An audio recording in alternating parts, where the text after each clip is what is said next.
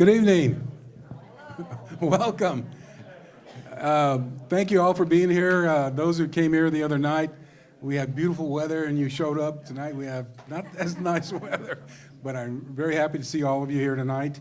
Over the last few days, they've been working very hard. We've had a lot of people that have come in and talked to the consultants and staff. We have a lot of great ideas that we received on Wednesday night for the project. And we're going to go ahead and go through, this is a preliminary. This is the final will be tomorrow night. So we'll go ahead through the preliminary, some of the ideas that were incorporated, and then we'll have an opportunity, if you have a question afterwards, I'll be passing the mic around. Right now, I'm going to turn this over to Bob and Ed, and they'll be working on the presentations. So as Buddy mentioned, and we've seen many of your faces for the last 2 days, thanks for sticking with us. Today's program is what we've heard, ideas and options, and what's next. So show of hands of folks that were here on Wednesday night. Awesome. And folks who have come through the Charrette studio and played down here and tried to talk to us and been semi-successful sometimes. All right. So I am going to go through these quite quickly because we got a lot of great comments. With help from Brandy at City Planning, we've compiled them all. And if you remember on Wednesday night, we asked you a whole bunch of questions to pull a bunch of program ideas together for the Kinni. And we organized them by the Upper Kinni, the Middle Kinni, Kinni Lakes, the Lower Kinni. We talked about transportation, active transportation, economic development, downtown enhancements, parks, natural areas, open space. We had folks upstairs, right, doing the Mentimeters, and we had folks down here doing all that good stuff. So we are going to show 99% of what we've heard very quickly, so we want to make sure this is a transparent process and that some of you might recognize some of your comments. So I'm just going to start at active transportation, walking and biking. I'll just hit a few of these on a couple. So for example, widen and pave the shoulders on the county roads for biking. So yesterday, Heather Kienitz, our traffic engineer, was out with Sarah Sulars, who's on our team, who's also a multimodal planner and landscape architect, and they drove some streets and looked at cross sections and started to really understand and try to look at how we might update the city's bike plan and bring these things into the project. The Middle Kinni, install a trailhead, walk behind the Riverwalk behind the buildings. The Lower Kinni, path through Glen Park to the power plant.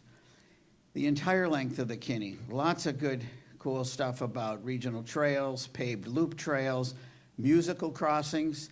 So we've had some really interesting comments about public art and making things a lot more kind of fun and interesting in the project.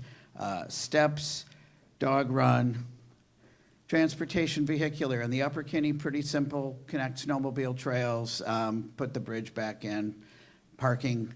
Not sure what that means, so if whoever made that comment, maybe you want to fill us in a little more about what that is, and we can try to address it. And then on it goes, Middle Kinni. Good stuff related to downtown parking, connecting Second to Division, keep Main with one lane, reduce lanes, allow U-turns, Reed. All right.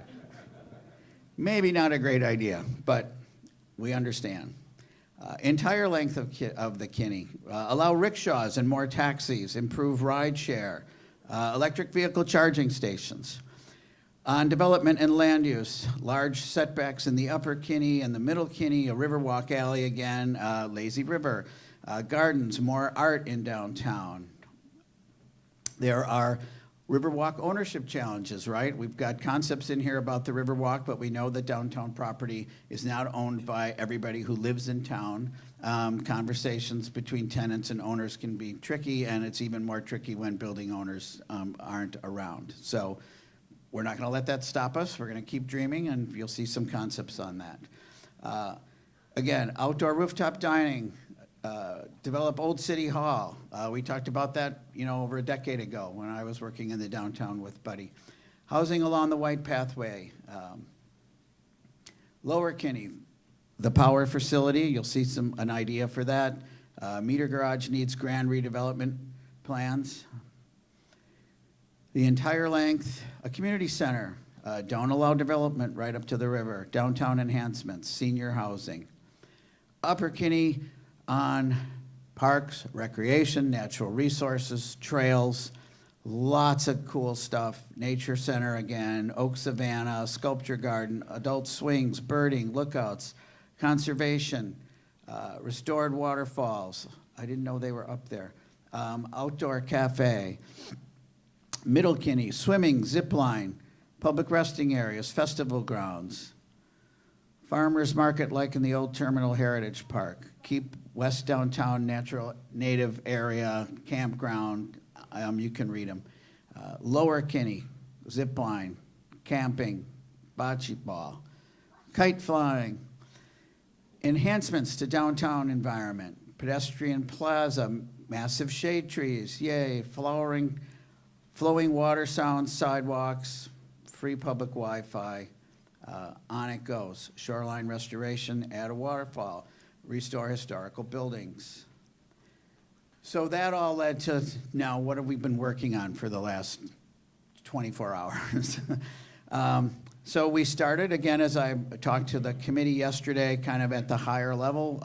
These planning frameworks that we showed you down here have informed our work. So these are some quick sketches of how we looked at circulation, how we looked at open space and greening, how we looked at active transportation. Think of the blue line as the river and the two water bodies. And here's some of your work from Wednesday night. Ideas and options for the Upper Kinni planning concepts. So we're going to break this into two pieces because it's too hard to see, but this is a map on a framework basis that takes us from up at 35 down to Lake George. And what you see in the bright green and the darker green is a set of bicycle network, either on shoulder, shared on street, or actually a protected bikeway. So just on the broader scale, you can see we've looked at the city's older bike plan and tried to do some updating on it, but also there's still a lot of good work in there and things that can be implemented. So some of this is just basically reiterating that. So then as we zoom in to the northern area, we start to see ideas for redevelopment of some sites, taking this building and thinking about it as flex industrial, and let's get a green roof on it. It's a giant building, green roof and solar panels, I'd say. These symbols represent where people played cards or marked up maps about trailheads. So where we might have signage, where we would have a place maybe for a drinking fountain or some information or a bike parking or maybe even a portable toilet. So you can see a whole set of trails, some of which have been on the trail map, some of which are new ideas. A community garden space, again, trailhead. These purple semicircles represent a public art trail, public art walk through the woods and along the river. Connections, again, where you might put in paddlecraft, so that's this blue symbol here. The red line represents FEMA floodplain, right? And it's a 200-year storm? I forget. We'll see it on the next one. Yeah, 2% annual chance of flood hazard in the FEMA boundary. So if you're wondering what that red line is on the map, we thought that was important to carry on. So now as we look at the southern area, from Lake George up to what about Division? This site we know is in process of looking at redevelopment. The city has talked to a developer. The site above it is also seen as a place where new housing or other kinds of riverfront redevelopment could occur. This is City Hall right here. So again, we're looking at the possibility of, in this option, all right, so this is an option of a protected bike lane downtown on Main Street, and it would take you up and then connect over to Division and cross over and get you to City Hall, and then as it comes further through town, it turns into a shoulder, into a striped bike shoulder. Some issues that were found with potential needs for being real concerned about how we're going to bring bikes and pedestrians through these intersections, right? They're a little tricky. What else have we got going on? Some other new trail connections as we come through the south part of town. There's discussion about bringing a trail up to connect to 110th. Let's see what else have I got on here. This might be a little hard to see, but this green dash line is our representation of interpreting street trees. So we've got a nice tree canopy that's running down the center corridor, right? But the thought here is maybe we could start to look at, as you'll see a sketch for streetscape, that maybe we actually bring street trees into the downtown on the sidewalks, provided we actually have space for them, which we'll show you a little bit about.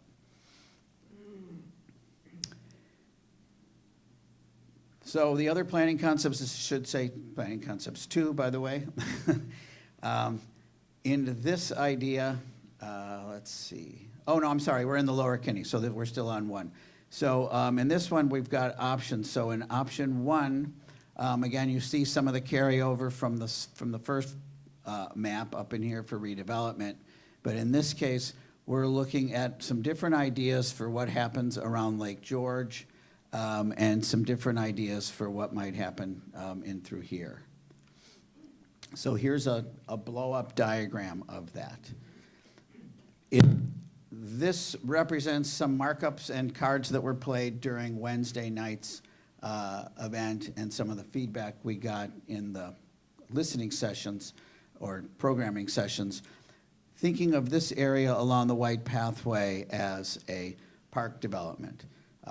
Programmatic things that might occur in there might be an amphitheater, might be a place to move the rides and festival stuff that's basically going to get displaced by that redevelopment site. Some community gardens and other sorts of green things. This represents the trestles that are there. Everybody that was interested in this part of area, we heard a lot of discussion about what can we do with those. Might we actually create a conveyance along those? Might it actually be a new raised trail? Might we put art on top of them? But to kind of consider what their possibilities are. Again, we understand it's pretty common for folks to use this area just north of the pedestrian bridge to get paddlecraft in and out of the river at that point. So understanding that those users probably have a reason for that and it's a good place, there's some parking and other things, we would want to be looking at how to actually make that a more legitimate facility so we don't have erosion and not have it be just sort of ad hoc, right? So an idea of how we might redevelop or open up some of this corner along the bottom of the River Street where our restaurant is right now. Long term, could that become a public park space or a green space or even just behind it? This site has been looked at for quite a while as being a place for some downtown redevelopment. Does it just hold the corner or does it come back a little bit? That's obviously a market condition. We understood that there's the idea of getting an event center happening in this lower corner over at the grocery store and Pizza Hut. So I'm kind of making my way again down Main Street here. Redevelopment in this site was looked at for potential mixed use. Redevelopment here for some residential. And then what we heard pretty unanimously was let's look at ideas for the old power plant, right? Because that's going to come online as a available facility. And then when you saw program ideas, it was everything from an art center to a community center to a bar and restaurant. It's a big facility, so there's a lot of things that could probably happen in there together. Some people even mentioned housing. So that's why that's showing up there. And then you start to see the trail network that the city's already been constructing, and again, some of that other future and connected trail network. On the lower end here, one of the comments and thoughts was, as Glen Park redevelops, to think about not having vehicles actually be able to traverse through the entire park, but holding them back at the parking lot and having Glen Park be a car-free zone. So that's an idea.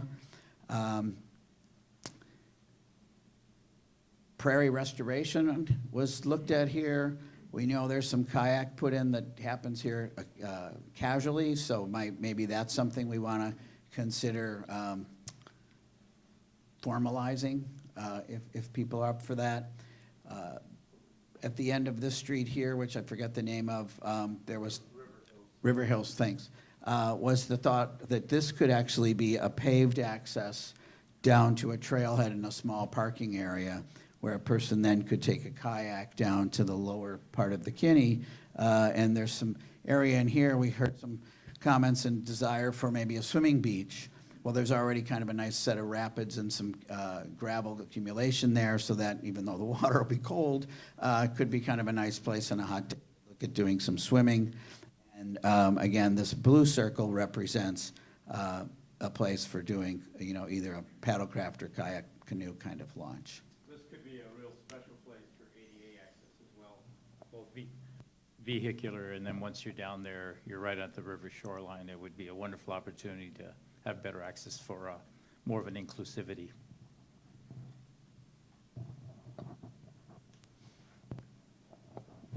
So another option for, primarily, you'll see a lot of repetition in the redevelopment stuff, but one other option or an idea that we had been floating and talking to Buddy about and some others was kind of thinking about this whole area around the Lake George and the river as a downtown Central Park.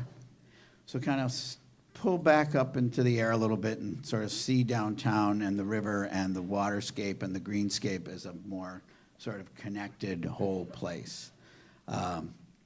So Ed's going to walk through some concepts for both of the kind of park ideas.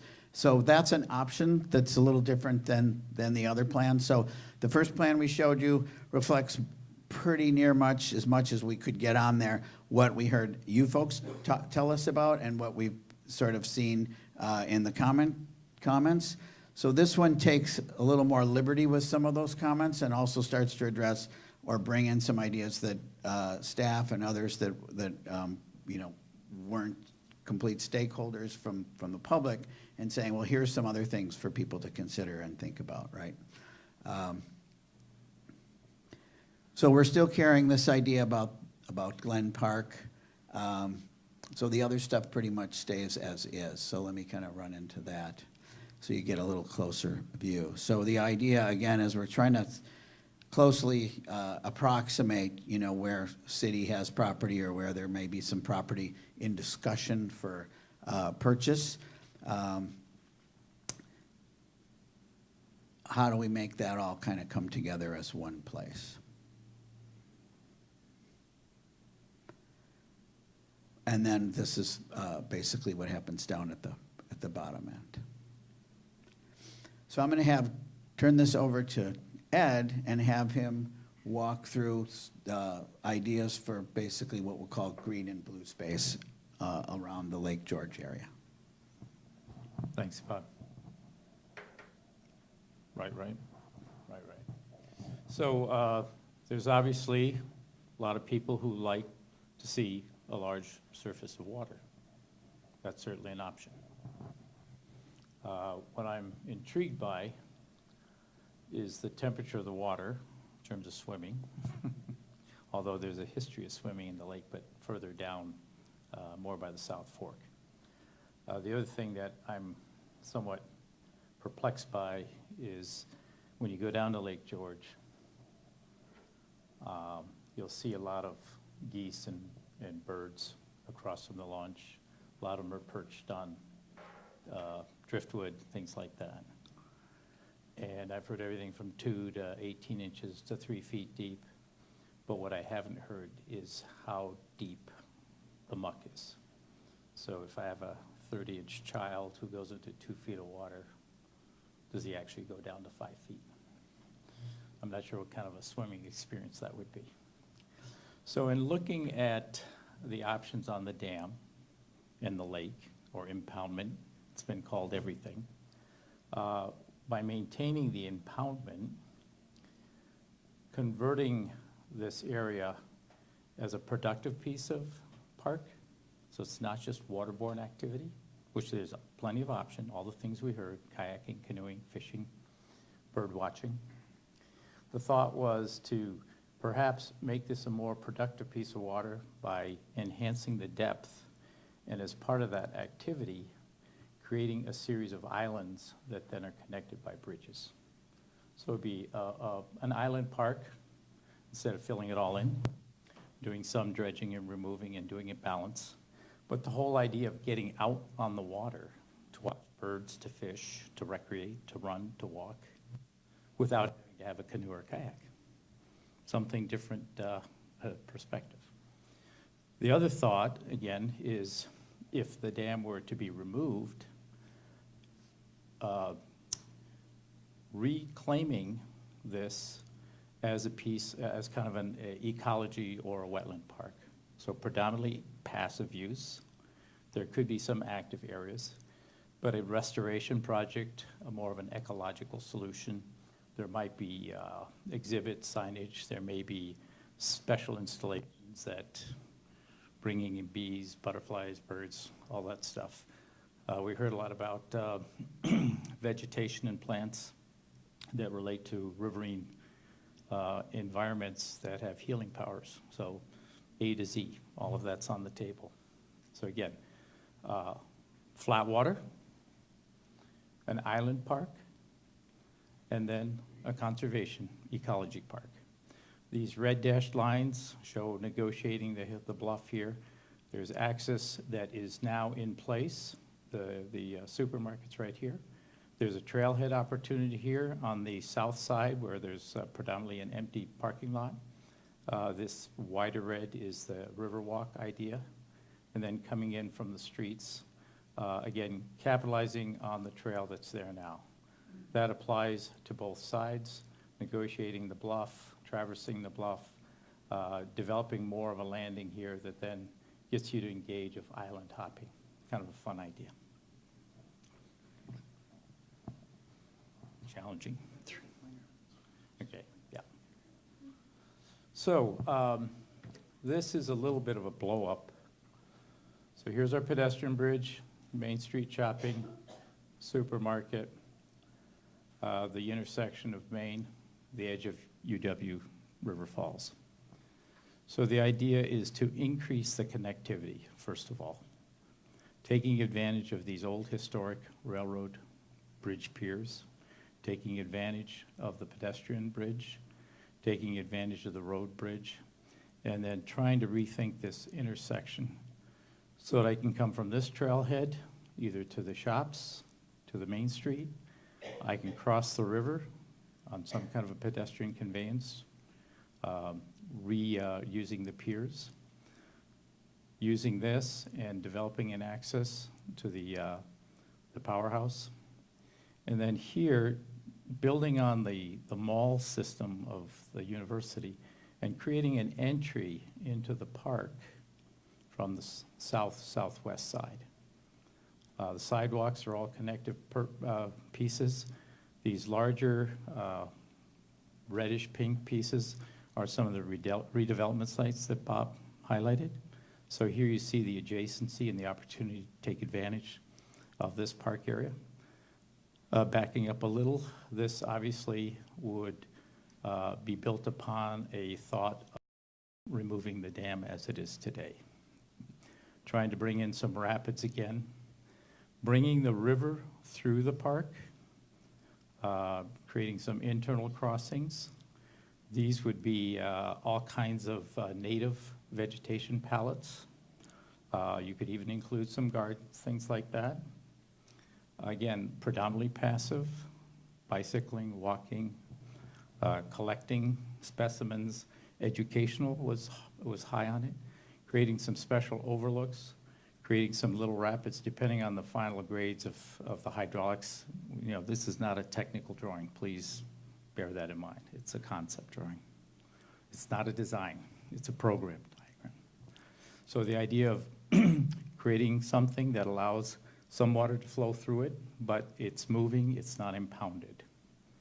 And then again, a continuous system of loops as we go across the river, the connections to the neighborhoods there, the connections along the trail that is now being built near City Hall, Maple, just to give you an idea, the improvement of the Riverwalk, Veterans Park, some reconfiguration back here to make this more of a pedestrian, outdoor eating, outdoor shopping zone, capitalizing on the river. So there are some pass-throughs now, broses, right? There's an idea, whether it's open to the sky or internal through a building, creating kind of an arcade experience through the architecture.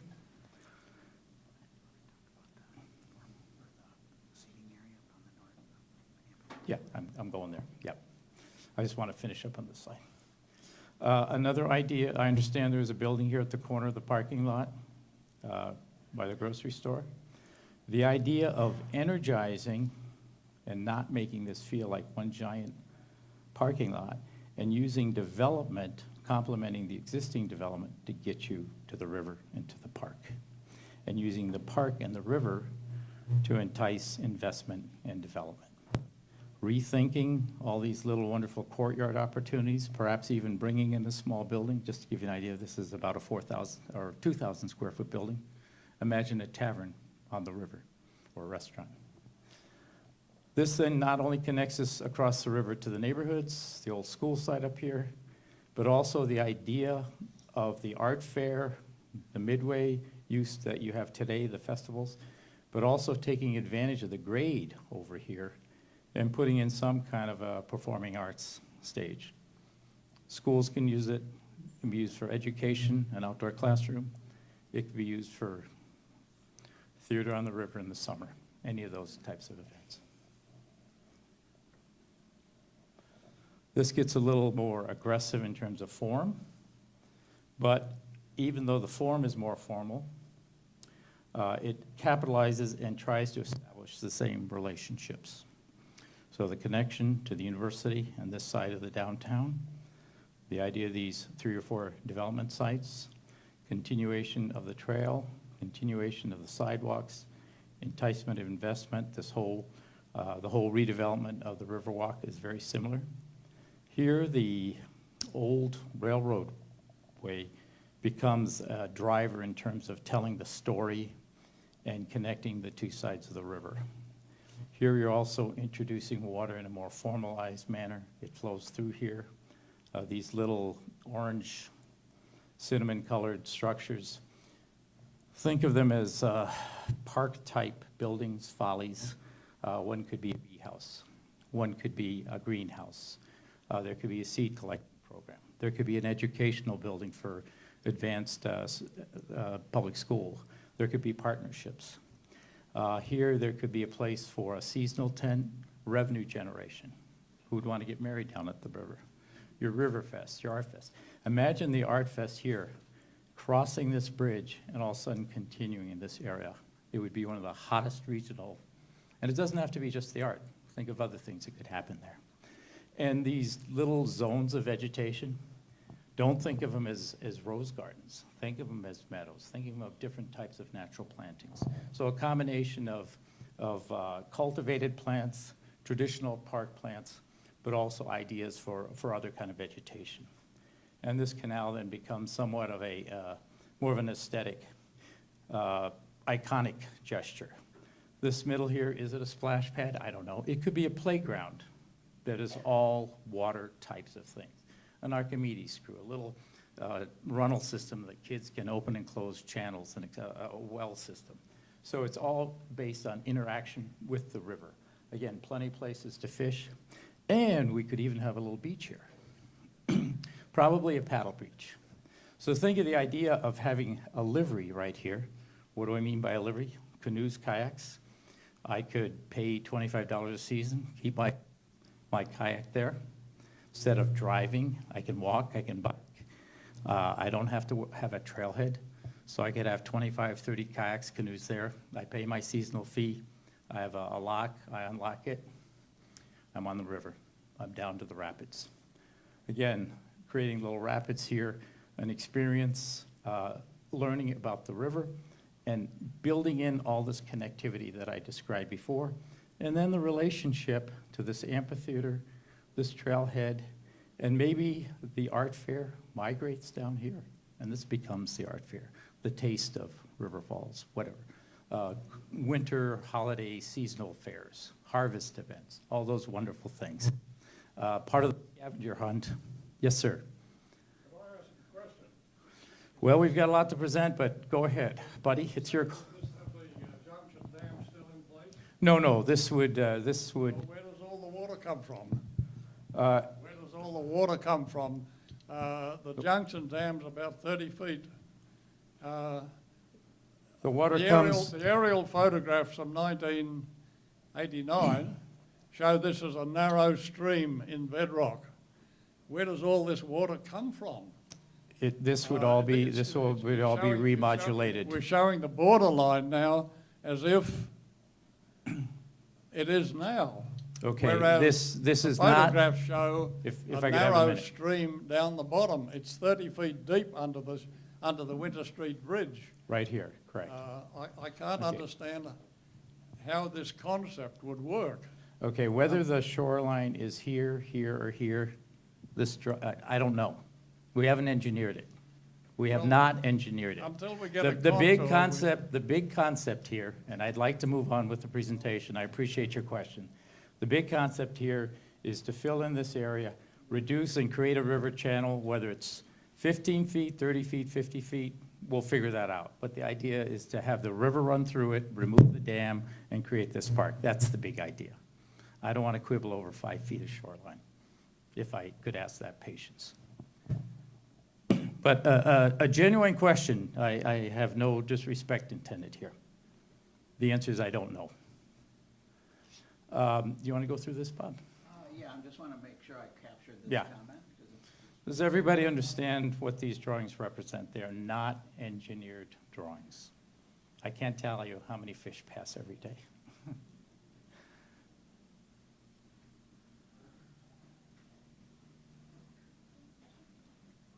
So now we'll talk a little about. So moving along, so we keep going. And let me just take a quick, just preface comment, because it's important for people to understand we're in an aspirational position here where we're trying to think sort of larger than the pragmatic every day. We know those details need to be worked out. We want to try to get people to think a little beyond what your maybe typical conversations have been, and to sort of see the possibilities, right? So again, we're thinking options, we're trying to see possibilities. We know there's a lot of details to work out, but we think this is really, kind of the spirit of the Charrette process. So I just want to kind of keep moving, but And I just want to say that we couldn't have done these without your input in the last 24 hours. So give us a little of room for 24 hours of effort here. So this just starts to get at ideas for the Riverwalk, the one that we're proposing and ideating here. This as the river kind of runs through here. Here's the back of the buildings. Here's a view right now. So I think you've all articulated, and rightly so, that even though we call this the Riverwalk, yes, you can walk along the river to some degree, but it's really also an alleyway. And what we're suggesting is it still needs to be an alleyway in a sense. It needs to be a service drive. But what we're proposing is really a pedestrian-first approach. So we had a quick conversation today with police and with EMS. We're also following up with fire to make sure, again, that those sorts of needs are addressed. And we've talked to one or a couple of actual building owners that are operating downtown, just to keep that conversation going. So this is a plan view. Again, it's diagrammatic, but it's a little different than the hand drawings you saw. So for those of you who've been through the Charrette studio, you know we've got some young people who are very talented in computer design, and we've got some of us old guys who like to draw by hand and color with markers. So this is really sort of a combination of those techniques. But as we start to look at streetscape and riverwalk, and streetscape, we're focusing really right now in this diagram, you know, between Maple and Walnut. Yep. So what you see here is basically a plaza space with some paving bands, and the idea here of some artful, you know, this could be an artist-designed paving system. We're just using a quick sort of concept to show you, you know, colorful paving, right? So we're not artists. We know our limitations. But that's sort of the idea to the Riverwalk that then translates back and forth between Veterans Park and informs this very special place within downtown where you make that crossing through, right? So what we've are developing here and been looking at with our traffic engineers is the idea that we would increase these bump outs and do some landscape enhancements. We would actually extend and kind of rethink the center median because we think this parking is critical to the functioning of downtown. It also creates an incredible character for your community that's really unique. But could it be a little nicer and a little greener? So that's what this is kind of proposing, is less concrete, and these little red stripes would be walkthroughs. Again, conceptual, you probably need more than we show, but one thing to know is that the proposal is that we would no longer be having that be where the bike parking is. So if you're a cyclist, where you really want your bicycle, if you're gonna go shopping or, you know, to the bar, is kind of along the front of the building where you can keep track of it and kind of come and go. So that's just, you know, one of those program elements we're looking at. This proposal looks at narrowing that center travel lane, which right now I think is about 15 feet. This takes it down to about 13 feet. 12 is pretty typical, but we know with parallel parking both sides, we still need a, you know, sort of wider than average center lane through there.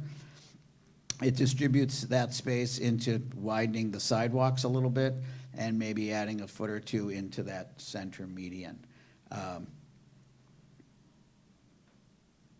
Here's a sketch. Friend of the firm and friend of River Falls, Todd Johnson, graced us with his talents today, so he came in and helped do this nice sketch of what the new streetscape would look like. This vertical element is an idea that we might use as sentries to either end to kind of signify this is the gateway into downtown. You know, kind of thinking about your milling and industrial past and sort of the power plant, and this could be a light on top. Stone, again, like, you know, what River Falls is kind of famous for your use of limestone. So that's a gesture that we're suggesting. And then again, you know, adding more greening. So with a little bit of a wider sidewalk, what this proposes is columnar oak trees. There's a species of hybrid oak that we're using very successfully in the Twin Cities, in downtown St. Paul, downtown Minneapolis, works well in harsh conditions, only gets about 10 or 12 feet wide, puts out a beautiful fall color. So, you know, there's something to think about, and the squirrels love it.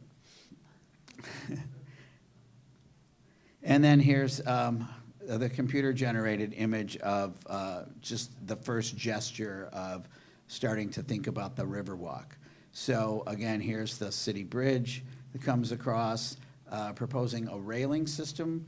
Again, so you can kind of come right up to the edge. We know there's a lot of vegetation in here, so there need to be, you know, vegetation removal programs for buckthorn and honeysuckle and all those burdock and invasives, maybe some pruning up of some of the trees to get some views through.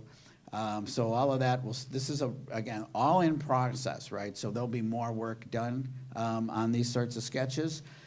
What this suggests is that the building down at the end of the street is this. A majority of the historic building or the older building is retained, but the restaurant shed is removed, and maybe this gets relocated into this new restaurant here with roll-up doors and outdoor dining and some green roofs. This building here could be attached to the back of some existing buildings, and this could become an urban market. So again, you see kind of the roll-up garage door ideas. If you've been to Philadelphia or other communities where they've got sort of all-year markets where you can kind of be in and out during the pleasant weather, but sell crafts and all that kind of good stuff. So what this suggests is that it takes some of the pressure off all of the existing building owners to have to feel like they have to start having two front doors. But it also, by doing this kind of investment, entices you to do that. But it quickly could activate this space as those sorts of activities those sorts of moves are starting to be made by building owners and shop owners, right? And it really starts to activate, as Ed was saying, this end of the Riverwalk, and with some green space and the connection of the river trail that then gives you a real continuous way to kind of move along the river. Some ideas and options for power plant redevelopment. I gotta get some water here. So what you see here is the site plan of the original or the current facility.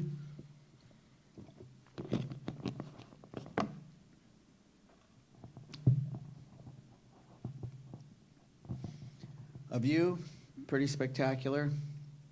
What we really are excited about as an opportunity, so we're not architects, so we're not here to talk about changing the inside of the building or changing the outside of the building. We think there's certainly lots of opportunities to do that because it's an incredible structure.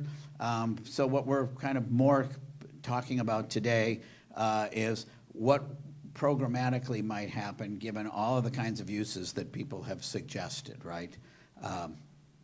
So here's a quick sketch that we're continuing to work on where we start to look at activating this edge, kind of doing some plaza work around the old smokestack, running some catenary kind of open metal sidewalks or walkways, and starting to get these views out of the watershed and the river, but also then they wouldn't be hard surface, so water could kind of run right through them. So we're bringing in some new ideas for paving that aren't just about the typical way we might approach that.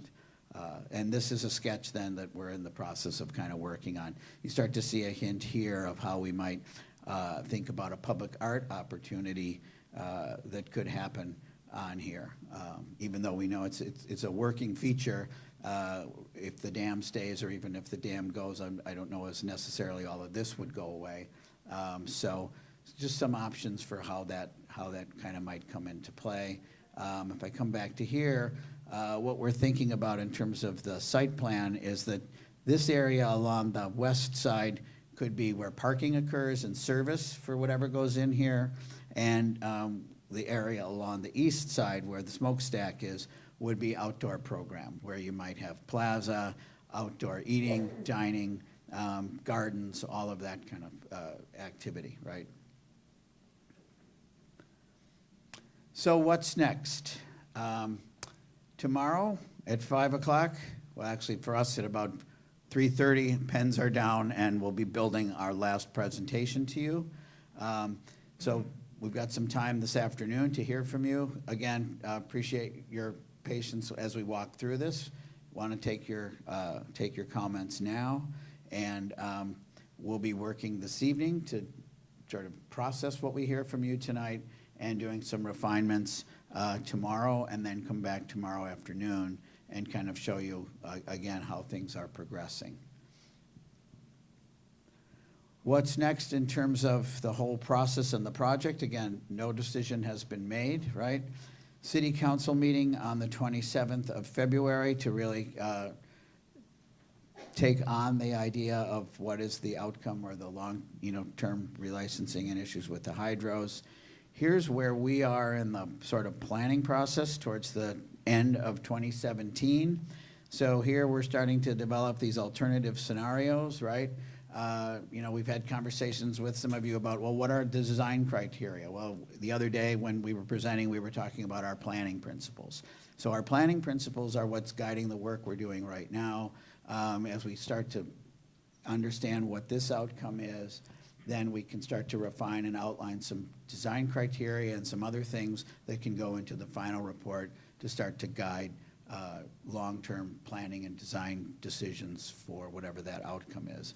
So that starts to happen later or earlier, kind of what we'd say second quarter of 2018, and a preferred plan and plan adoption for after that. So there's the thought of actually doing another only one-day workshop. So we'll make sure we get that on the calendar so you can all come back, and it'll be a little different than what we're doing here, but it'll still be interactive and still be conversational, where we'll try to get everybody's hands on what that preferred option is once that decision is made, so that everyone can be supportive of where you're going to go in the future.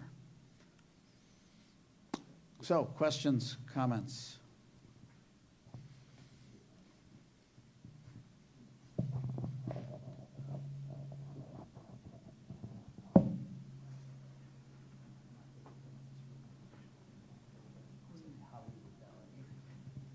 Before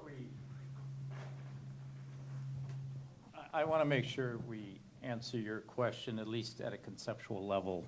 And I'm wondering if Mark or Ishmael or Brad could explain how we validate these concepts to address your concerns with or without the dam and the river width and things like that. I think we at least need to help you understand our process, so that I don't want to give the impression that these are not thought out concepts. So I'd like my engineers to help explain the process.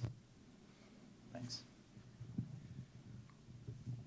Yeah, thanks, Ed. And, you know, we heard a couple other comments just in the back that, okay, this is an image, it represents an idea based on what we heard. And I think Ed and Bob both emphasized, we're not at a design or even a preliminary design phase. We're trying to show and actually reflect back to you what we heard and kind of our idea of what that kind of looks like. And as we get feedback tonight and start refining that, yeah, we'll look at, okay, is the width of the river about what we think it'll be if the dam was in or the dam was out. We'll look at the scale of some things. So right now we're trying to show you an idea. What do you think of this? And if it's something you like, we'll add to it.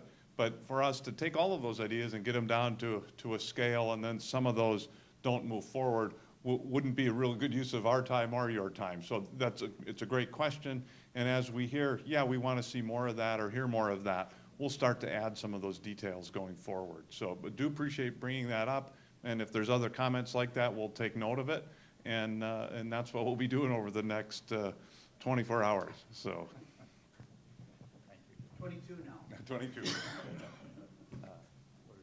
Buddy. I have a question. My question is, you have on your concept showing 2 accesses for kayaks through the residential areas. Why? Why do you want to put that type of traffic through residential areas when there are other options available to get to the lower Kinni Connect? Sure, I want to get to that so that we can, so that is kind of through here.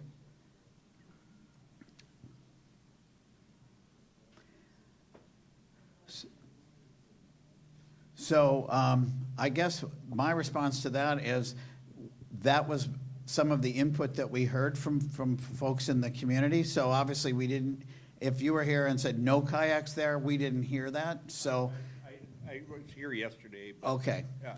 The point is, if you don't live on Church Street or Park Street, you don't realize what kayak traffic does to you. It's not just traffic on the river, it's traffic on the streets. When you have access to the lower Kinni Connect, in my opinion, on collector-type streets instead of residential streets. Sure, sure. So I think one of the reasons, so we had this discussion about taking this paved loop to actually a trailhead and parking area was for that reason of knowing that a lot of people will park on your residential streets with their kayaks and then, you know, take them down through the trail. A parking lot doesn't cut out traffic. It only, traffic still goes to the parking lot. Understood. So it's for your purpose of concern, it's actually the cars moving back and forth, not that they're parked there. Hell, I can park cars anyplace. It's Okay. good if I can get rid of traffic. Sure. Appreciate that.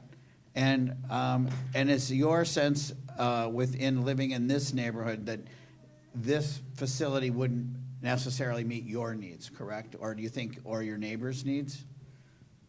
Do you Well, think I it would be neighbors- seen I as think mostly a neighbors on regional? Park Street have a real concern today, Okay. whether there's a parking lot there or not. Sure. About the amount of traffic that you generate. Okay, And, you know, the information I get is that there will be a greater traffic and use of it for kayakers. And I don't think you really need to put that through residential areas, Okay. is my point. You can, today with collector streets, you could take and put them right down pretty next to the lower dam without going down the steep embankment. sure. But I think you really have to look hard at some of these plans as what you do with people who live in those areas today. It may look nice on a piece of paper, but live in the areas. Well, and that's why we're glad you're here, to let us know that, because when we put this out for everybody, to say, hey, you know, here's a great place for a kayak launch, it's likely the people who have told us that aren't your neighbors, right? Yeah, they don't live that. So that's why we have this process, so we can kind of validate, is that a really good idea or not, right? Thank you for listening. Yeah. And we're certainly sensitive, and we've noted it. But during the last couple of days, too, there were some people that are residents, that are kayakers, in a lot of communities, or canoers, yes, or fishermen. And in some neighborhoods, sometimes people ask for kayak launches or beaches as a resident, not as a tourist or a chamber. And sometimes there are kayak landings that have, I refer to a livery, that are more neighborhood-based.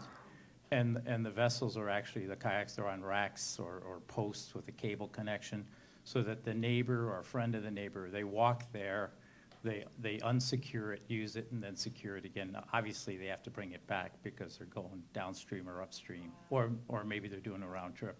But, so I'd encourage you to talk to your neighbors to see if that's a desirable amenity in your neighborhood. I'm not pushing it, I'm just saying, talk to each other. I think it's one thing when you talk about neighborhood use, if you're familiar with the area, go over there and walk the area. Yeah. We have. We have, yeah. You know, the neighbors can get there today. That's not really the problem. Okay. Yeah. The problem is that you've got 20,000 people driving in there. Understood. And I'm reinforcing that, saying, talk to each other. Yeah. And if you don't want a neighborhood beach or land, I'm not gonna argue. It's definitely not there for our use, so we understand that.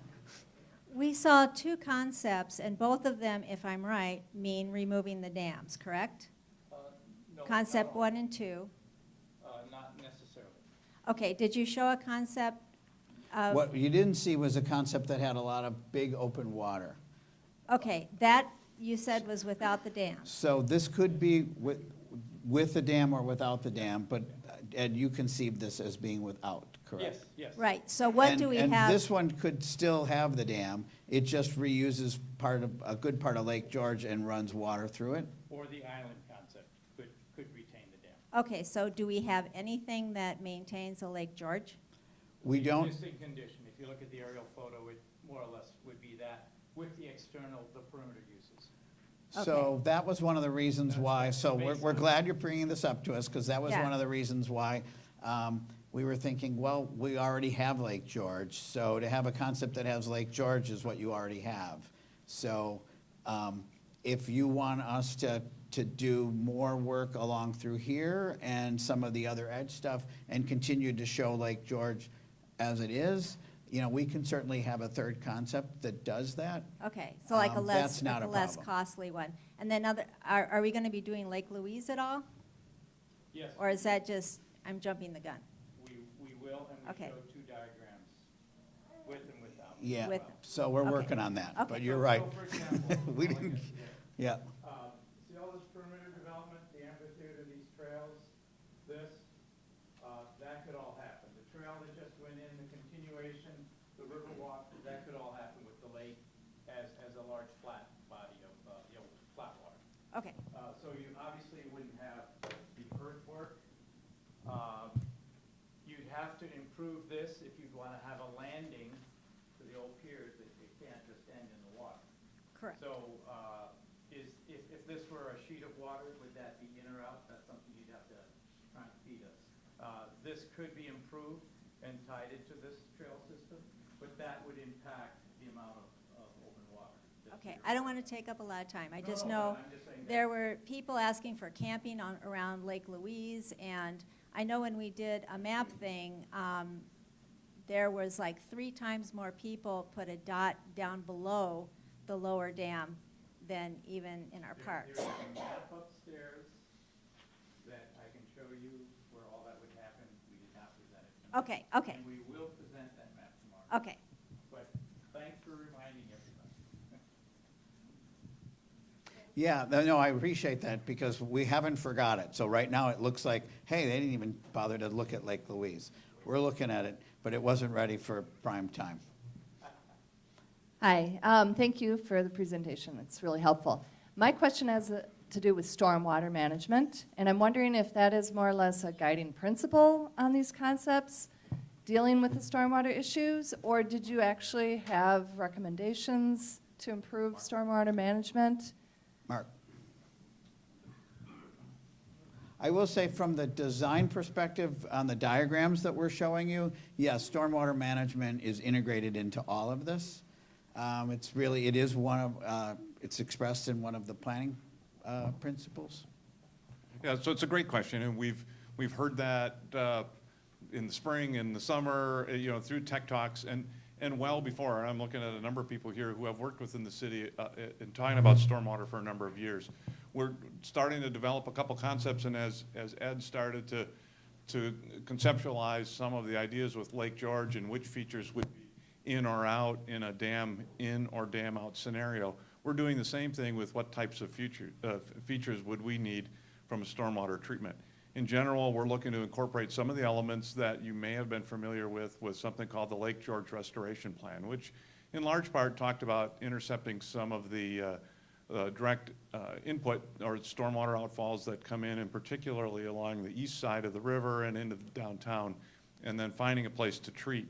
One of those concepts is to take it all the way south and look for a treatment area that could actually occur down within the Lake Louise floodplain area rather than doing it in Lake George.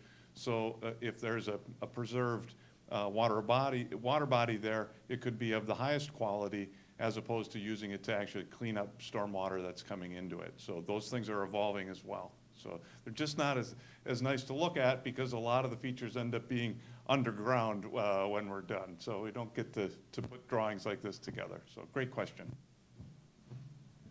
I just had a comment. Thank you so much. I think this is awesome.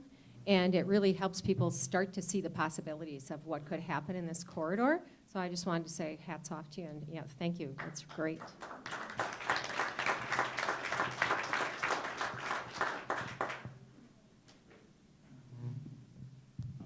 Could we go back to that concept 3, the one that was kind of stronger architectural for just a second? That beach, I think it's a really neat idea, but as a kayaker, the waterfall is going to start somewhere between Maple and the pedestrian bridge. So that's going to cut off access upstream, and I'm guessing the rapids below there. I'm just saying it's going to be tough kayaking. Under normal flows, it's going to be tough. Right. And again, we're looking for an internally protected area around the bend as opposed to putting it on the, and that's not to say you can't keep using the one on the opposite bank. We're just trying to create some more to be detailed. Yeah.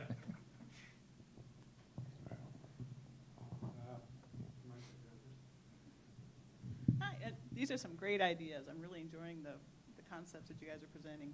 But I noticed in the beginning some of the comments that people made are conflicting towards more development or protection of the river. And I'm wondering, in addition to this development, how do you plan to protect the river as a trout stream and the impact from all this development on the river, especially if the dams are removed? How will you control that downstream? What's the plan for protecting the river environment as a trout stream?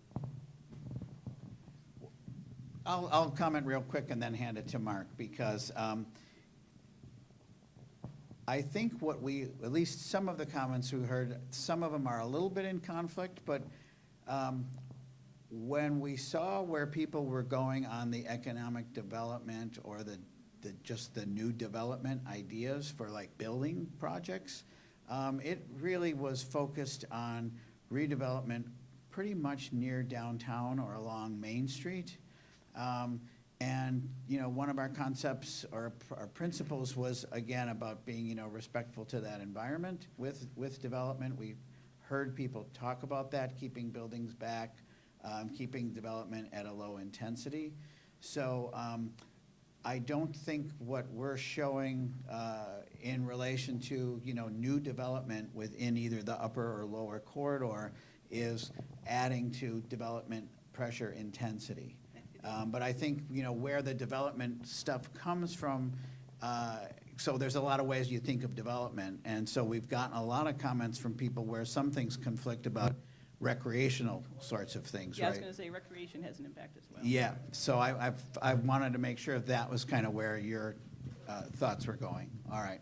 And you're right, so there is some things that are like out of whack from one person with the other, just like take dams out, take dams in, or leave dams in, right? And that conversation is very much in the spirit of your comment about the impact on the residential neighborhood as well. So it's really important for you guys to talk to each other and help us know which is a better or not so good an idea as the community. So, I assume you're bringing in experts on the trout yeah, they're habitat here. as well for that input, right? Yes, they're part of the team.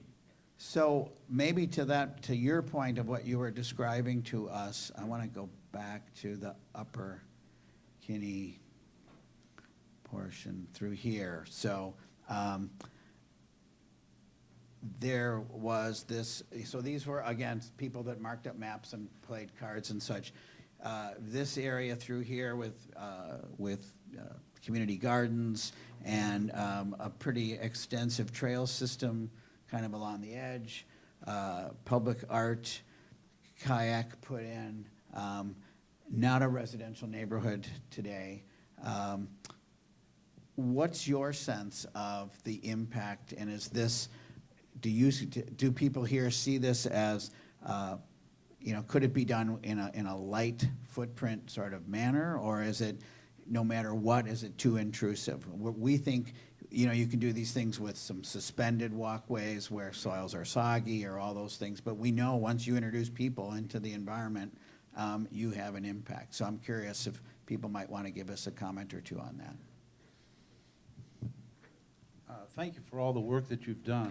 I can appreciate the hard work in a few days that you have put together. I'll continue with what you just said about this area here where you've got the pathways. I think that that's a very rich environment, both for the river, but also the ecosystem that exists on each side of it. And that system should be protected forever. I don't think there should be any development. A lot of it is floodplain. You can't develop it anyway. And I'm very concerned about the pathway. I'd love to see the pathways continue as you've started, with the exception that as they continue, that we develop criteria that preserves that river and the ecosystem next to it. Currently, we've developed a pathway that I consider an urban pathway around Lake George. But to continue that into this environment here at the same pace with a 10-foot wide paved street is going to destroy that environment. I haven't seen any studies that look at the environment and what effects it has on the birds, the wildlife. If we're going to protect the river, we have to make sure that we have a place for the insects to breed so that they can feed the trout. The other thing is stepping back to the large ponding area. I like the introduction of the ideas that you've given us, but it's always been my feelings that you don't build in a floodplain or a floodway. And I think what we're doing is we do not allow the private parties, citizens, to do it. Why would we want the community to develop that floodplain? I don't know what elevation you plan to put the beach in. Obviously, you got to be close to the water. If anybody's lived here as long as I have, and many of you have, but I'm getting old enough now to realize and have seen, 3 years ago we had 4 or 5 flooding events in the community. If we take the dam out, That water is going to come through there at such a rate that it would inundate most of that area and destroy much of the construction. Certainly anything that would be a beach would be gone. And all of that, I know you will engineer it and try to do it, but you're still building in a floodplain. So appreciate the comments. I've got them down here. We certainly agree, and I think I'll go back to our planning principles we presented on opening night, where we want, and I don't have them verbatim in front of me, I'll make sure they're out for tomorrow's presentation. But we talk in there about being contextual and being respectful of the environment. And so where you may, as you point out, have an urban trail segment in a downtown area, we would not, and I don't think anybody's expecting or should expect that kind of trail if we're in a floodplain or in a soft, more natural environment. So these, just like when we're walking on the lawn or the mowed trails in the lower Kinni, we're assuming that these areas here, because of their sensitivity, would either be suspended and or with some other kinds of softer treatments. Also, still understanding that once you introduce people, there's an impact, but yeah, there is that balance that has to happen, and you're absolutely right. Having a set of criteria that sort of guide you as to what the right choice is going to be important as we move forward. Okay, so as I see the way you've constructed the pathways, you've constructed them within about 25 feet of the river. Now, in order to do that, you've got to really have a heavy hand in putting those in. And what is that going to do to that unique environment? Why not have them step back to the old railroad way and then have small feeder options that would take you to the river if you want to? But oh, in this area? yes, the preservation of that area, I think, can be lost if we're not careful. You got to keep telling everybody that. I understand. Okay, but we don't have it all right at this point. What the diagramming represents, a lot of conversations. Actually, some of it is in the old railroad alignment. So everybody, we've talked to people and we've tried to put them in the railroad alignment where they're available. People have come to us and have identified publicly owned land, city-owned land. The trails are located there because they're under city ownership. We've also gotten input from the land trust that said there are agreements in place in some of these areas, so we've tried to do that. We've tried to locate them near property lines so that with the understanding that there aren't agreements in place. So that's kind of been our process and logic. As you say, let's use the railroad. As you say, let's use public property. As you say, let's negotiate easements and make it a public decision and a public accommodation. And as you say, the final alignment and buffering and the technology needs to be understood before they get built. We're not there yet. These red lines are going to move based on everything I just said. I think the awareness is spot on. Keep being the voice, and we'll find the voice of reason and balance. Thank you. Yeah, I just, while Buddy's going to the next person, I want to touch base really quick on in the Lake George area, there was kind of a question, I guess, about the floodplain. And in a dam out scenario, a lot of what is currently flooded in a situation as you had described would no longer flood. And part of that is because with the dams out, the profile through town would drop considerably. So the area that was depicted in that concept would actually all be out of the floodplain and would not be subject to the current regulatory requirements. We're very respectful of that. We're not going to do anything in any floodplain area that anyone else can do. So we're going to follow that same set of rules. It's good for all of us, and so we wouldn't be putting anything in harm's way at all. So it was a very good question, though, and a great observation. So thank you for that. And I just wanted to echo a couple comments just before me. So not only preservation in the corridor itself, but also preservation in the historical content, I think is also important. And I've also seen in many comments, because we have a lot of historical crossings, wooden piers that are almost, mostly disappeared now. But when I kayak, I go through them and over them. And that history is, I think, also a story to be told for the River Falls area, for the Kinni River and that. And secondly, that's just my preservation comment. Besides the corridor itself, it's the historical part. And you go down the whole river with the lime kilns and all kinds of historical preservation that could be focused on, so when not only we walk our trails or kayak or fish, we walk by these items and they're a little more highlighted, they're a little more noticed, they're a little more historical, you know, and we all can view them and enjoy them. The second part is to remember, you know, what's kind of the guiding principles and why we're here. Is I don't know if I've heard anyone say yet why we're here. And I'm just asking the question because for me, I think that's something we all need to kind of figure out and focus on. Now, we all may have a different answer, and that's fine. But in a general sense, what's the main reason? What's the top 3 reasons? Why are we here? Why are we doing this? Besides whether a dam comes or goes, that's supposed to be kind of set aside right now. And while we're here, to me, is we're here because of the Kinni River. And that is the life of River Falls. That's how I see it. And so I think it's really important, this preservation they're talking, but also, mainly for me, it's the trout in the river. We have a Class 1 trout stream that goes through a city. And this isn't about the fly fishermen. This is about us protecting the nature of what kind of the heart that pumps through River Falls. And so I just want to make sure that when we look at stormwater, we look at adding impervious space, we look at existing stormwater conditions, that we're making sure we're doing things like pushing recharge back into the ground at the earliest point possible so the water can be recharged through groundwater means, and it's actually had the geothermal cooling effect of the ground, and that's what's really going to keep the water cool in the river and protect the trout. So it's just, so I'd like to me, it's about the river and the trout and protecting the whole corridor. Well, thanks for sharing those personal comments. To your list, I'd like to add the springs, the old fishery, and the cemetery.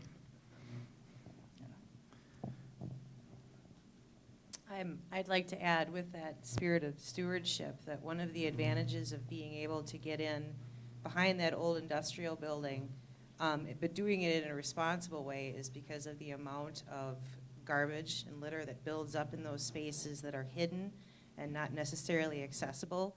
If we had paths that we could get through and then clean up on a regular basis, but still being able to preserve those areas, because people that have private ownership on the Kinni are able to go into those areas and clean them up, but when they're hidden in a public area, there should be a way to access and pick up the blowing surface litter as well.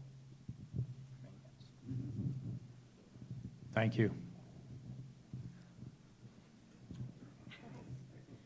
I wanted to speak to a little south of here. I know downtown you put a lot of effort into the Riverwalk area, which is great, but just from the Division Street Bridge, a lot of those businesses that are on the east side of the river, I mean, they're right up there. So we don't have a lot of bank to work with.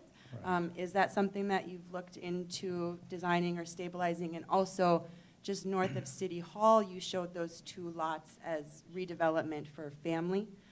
Are you looking at, please, adding some design elements? Again, what is access? The Cedar Street, the former Cedar Street Bridge site is a really good access point to be getting in and out with kayaks and fishing. So just curious about if you could showcase, some more of that area. Yeah. No, we have looked at those.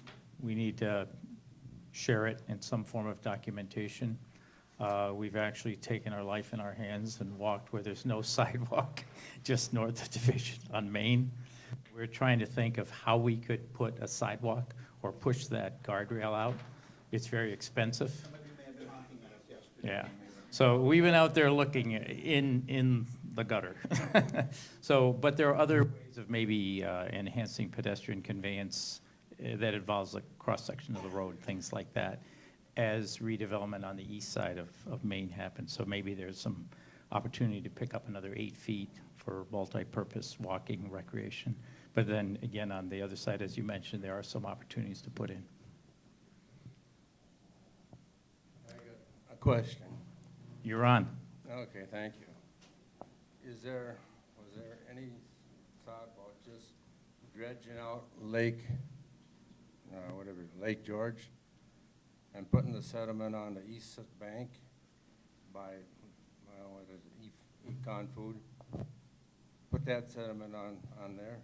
Now, 20 years ago, they had, the outcome was there's too much sediment in the sludge. Now it's been changed, I am told. Can I just offer this as a suggestion to clean up Lake George? Dredge it out, get the Corps of Engineers in here, summer camp, that kind of thing.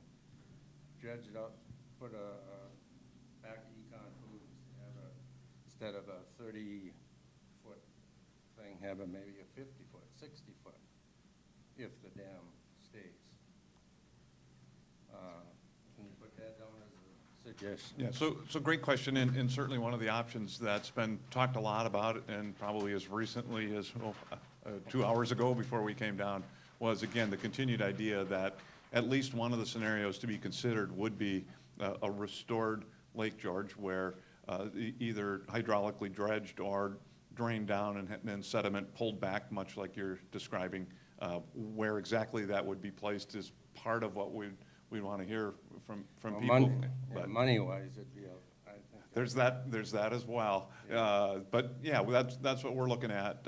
It certainly as one of those ideas. So thank you. Yep.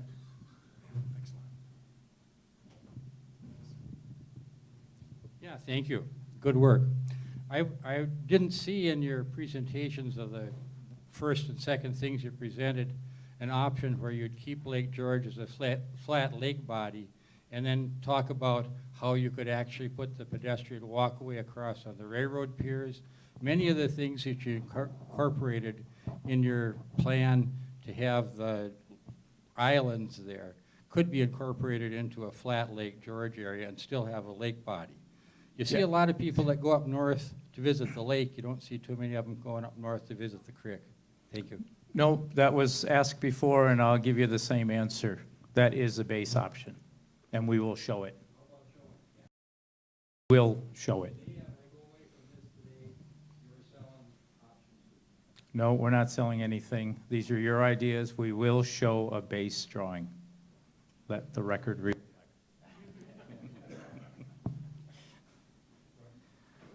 When you're talking about dredging the lake, has there been much study on what contaminants are in the bottom and how that can be handled in an environmentally responsible manner? Yeah, great question. And without getting into the detail, because I don't have it in front of me today, the city did a study back in 2016 of the makeup of that sediment, the depth of that sediment, and so I'm going to greatly gloss it over. But good material. We didn't find anything that would appear to be problematic in being able to take it out and disposing of it in a fairly simple manner. So nothing was found that would represent a problem for dredging material from the lake.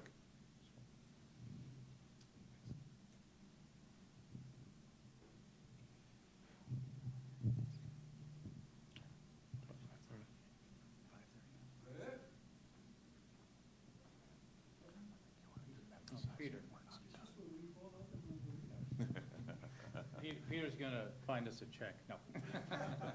I will if you want one. Cecil, nice to see you tonight. You know, I think conceptually you've got a lot of good ideas.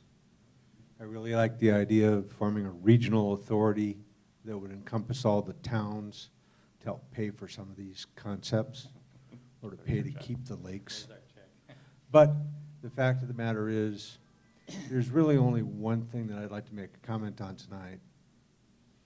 And while it might be poetic justice to foist this on Buddy Lucerno, I would really appreciate it if you would give some deep consideration to removing the access point to the Main and Cascade intersection, taking out the Dairy Queen twice. I don't think that's a really good idea.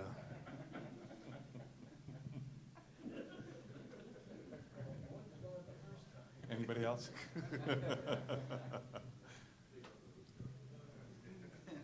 Thank you, Peter.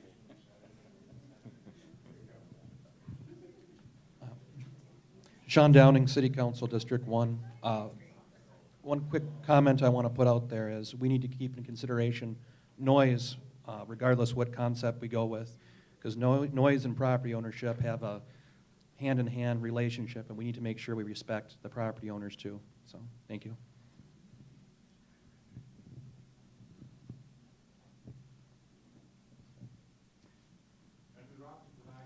I just want to add and build on that comment. A lot of people, as they've dropped in, have also mentioned the impact of inappropriate lighting. So it's the noisy lighting. So I just want to share that that's been brought up as well. Well, we're 21 hours away from being back here tomorrow evening with you. There's other things that we're working on that are on Sarah's computer and Anna's computer and our drawing boards. So, and we've taken some notes, so we'll be making some adjustments, but mostly I think what I'm hearing is that we will flesh out a concept of flat water Lake George with appropriate scale development on the west side. We'll look a little more closely on the North Kinni area in terms of impacts on development of trails and recreation and some of that stuff. And we'll basically be addressing the comments we've heard tonight and also kind of go back to our program ideas to make sure that we're trying to be responsive to those 575 things that you told us about. But, you know, this is a point in time, but it's also kind of a historic moment for you guys. So I want you to think about this as a continuum. This is not the end. We're kind of in this process together. But you're here for the long haul. So that's why we're trying very hard to keep this process inclusive and open, but also to keep documenting things so that it's the beauty of the digital age, because having, you know, kind of grown up in the hand drawing period, you know, 8-9 years would go by and your drawings get kind of brittle and they're sitting in a tube somewhere and the next thing you know, you can't find them. Well, at least this way, you know, all of this documentation is happening digitally, which, think about it, it's pretty powerful. So you're building a real sense of community long-term that you can continue to add to. So we're trying to be careful to that as we build the products for you, that you can continue to use these and build on them. Mary, question? So tomorrow, again, studio is closed, just like it was today, so we can keep working. But we've got drawings that we've shown you here, so we can put those onto some foam core boards and tape them and bring them down here so if people want to look at them more closely. Mary, if there's time for somebody to post any of this stuff on the website, we can we'll give the city the presentation. And so if that could get put onto the, you know, kinnicorridor.org, people can do this in their pajamas with a glass of wine or a cup of coffee, or both, if you want to spend all day. Maybe some hot chocolate in between. So, you know, I think that's kind of where we're at this point. Yep, and we're having a committee member meeting in the morning to sort of a breakfast. What have you heard? What do you think? Where are we going? No, we're not. So. But we'll be here. Oh, okay. Yeah. Oh, again, excellent. Thank you. Yes. Got Again, an extra really, hour. did you want to say? I just want to say, give yourselves a hand of applause. That's what I was going to say. Thanks a lot for being here tonight. Appreciate it. See you tomorrow night. Please come. Thanks.